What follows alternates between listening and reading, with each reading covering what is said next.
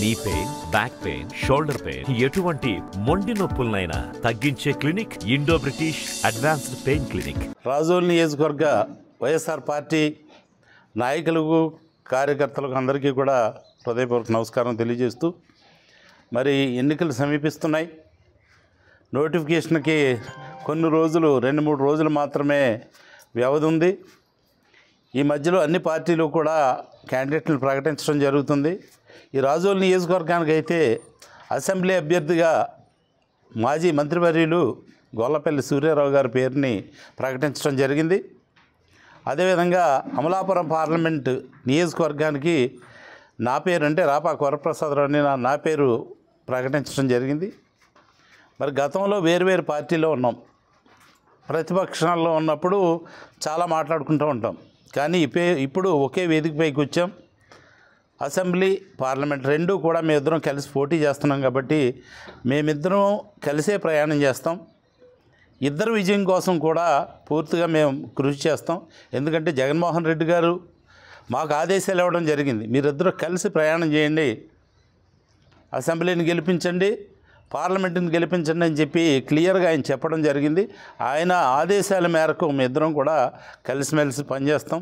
తప్పనిసరిగా రాజోల్ నియోజకవర్గంలో వైఎస్ఆర్ పార్టీ విజయాన్ని మేము అందిస్తాం. గతంలో 2 సార్లు ఇక్కడ వైఎస్ఆర్ పార్టీ ఓడిపోయింది.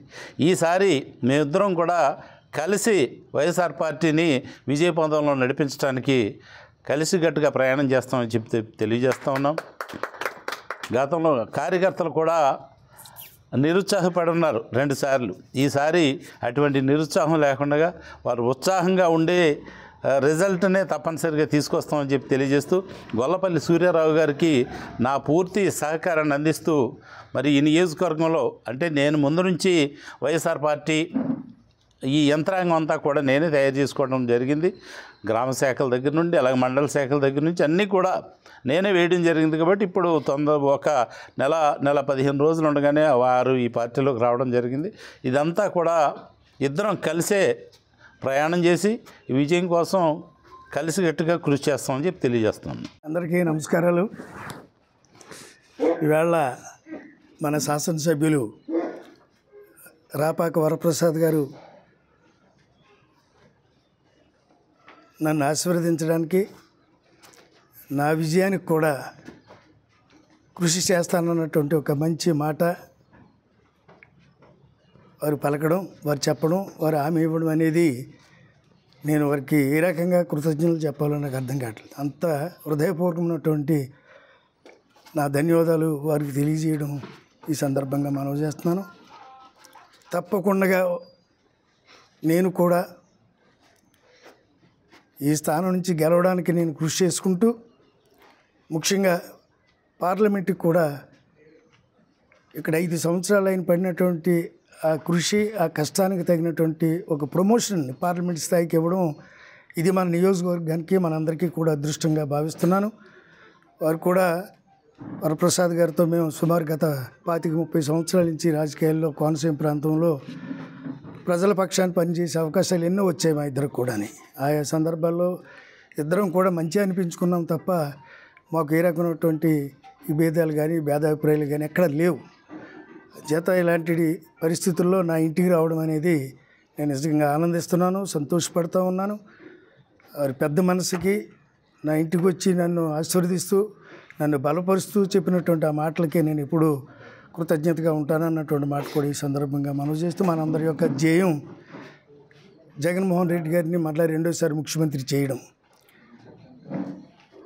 ఈవేళ జరుగుతున్నటువంటి సంక్షేమ అభివృద్ధి కార్యక్రమాలు మరింత స్పీడ్గా ఇంకా జరిగేలాగా ఈ రాష్ట్రంలో ఉన్నటువంటి ఏదైతే బడుగు జీవులు ఉన్నారో, బలహీన వర్గాలు ఉన్నారో, మైనారిటీస్ ఉన్నారో, లేకపోతే ఇతర సామాజిక వర్గాలు, భేద వర్గాలు ఉన్నాయో, వాళ్ళందరినీ ఆదుకునే ఒక మహత్తరమైనటువంటి శక్తివంతమైనటువంటి నాయకుడిగా జగన్మోహన్ రెడ్డి గారు ఎదిగారు.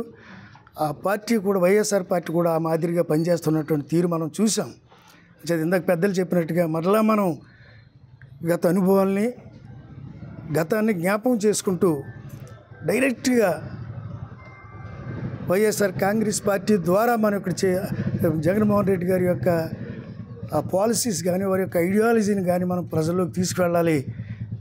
తద్వారా పార్లమెంట్ నుంచి అదేవిధంగా రాష్ట్ర స్థాయిలో ఉన్నటువంటి శాసనసభ నుంచి ఇద్దరం కూడా అభివృద్ధి లక్ష్యంగా మేము కూడా జగన్మోహన్ రెడ్డి గారి యొక్క లక్ష్యాన్ని ఆయన ఆలోచనల్ని ప్రజల ముందుకు తీసుకెళ్తామన్నటువంటి మాట మనవి చేస్తూ మరొకసారి నేను పెద్దలు రాపాక వరప్రసాద్ గారికి వారితో వచ్చినటువంటి మన పార్టీ పెద్దలందరికీ నేను హృదయపూర్వకంగా ధన్యవాదాలు తెలియజేసుకుంటూ మీ దగ్గర సెలవు తీసుకుంటాను. మరిన్ని వీడియోస్ కోసం ఛానల్ సబ్స్క్రైబ్ చేయండి, లేటెస్ట్ అప్డేట్స్ కోసం వాట్సాప్ ఛానల్ ఫాలో చేయండి అండ్ లింక్ డిస్క్రిప్షన్ లో ఉంది.